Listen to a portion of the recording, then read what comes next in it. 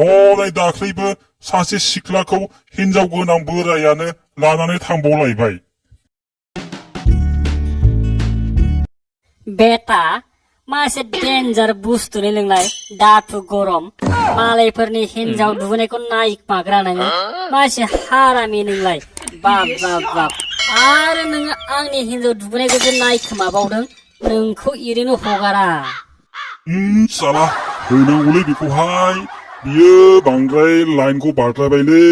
दाख्लैबो साला बियो आंनि हिनजाव दुगैनायखौ नायखोमादोंनो आंनोहाय आंनि बाबुआ खोन्थादोंथ' जोंहानि बाबुआ मामिखौ बै एल'ग्रा होननाया नायखोमागासिनो दङलै होननानै आं न'निफ्राय ओंखारसान्दियावनो खारनबाय साला बियो बेखौहाय बै जलायफारानि एलपि स्कुलावहाय मिटिं खालामहोनानै बुहोनांगौ सोलौ बेखौ बे सेन्देल आरो जुथा गानहोनानैल' हगारजानाय नङा। आदामोन आं नायखोमायाखैलै आदामोन नोंसोरो आंखौ मानो बिदि खालामदों आं नायखोमायाखैथ' आं गावसोरानावहाय दाख्लै फैसा दाहार लांनायखौसो हैनो थांदोंमोन गावसोरा न'आव रावबो थायाखै नालाय ओंखायनो आं बाजैया दुगैबाय थानायावनो बाजैमोननि आखायावनो होनानै फैनो नागिरदोंमोन आरो आं नायखोमायाखैलै आदामोन आंखौ बिदि दा खालामना।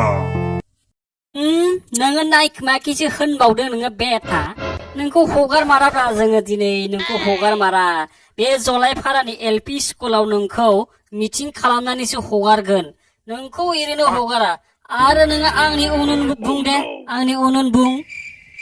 आइया माथो बेलाय एल'ग्रासोलाय हाब मादै मावनायखो बेलाय ओइ मेहेर फंबाय बे एल'ग्राया मादै मावलायखो बेलाय बेना दाथु गरमा जाखांदोंमोन नामा मादै मावा बियो मादै मावा हाब आदामोन आंखौ खमा खालामदोब्ला आंनिया गोरोन्थि जाबायब्ला आंखौ माथो गासैबो दायलु जाबसिननानै होनो नागिरोब्ला आंलाय मा दाय मावाब्ला आदामोन आंखौ हगारदोंलै आदामोन।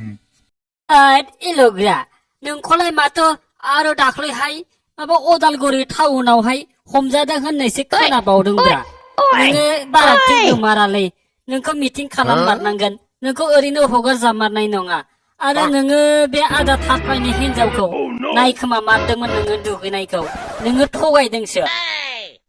अह घटनाया होमबा बिदिसो जादों नामा नैबे मेन्देलायाबो बेफोरबायदिनि थाखायनो दासिमबो हिनजाव मोननो रोङाखै नङाना बेफोरबायदि बे हिनजाव गोनांखा बे बोरायफ्रानो लानानै खारजोबोलै दानि जुगावहाय हनै दाख्लैबो सासे सिख्लाखौ हिनजाव गोनां बोरायानो लानानै थांबावलायबाय।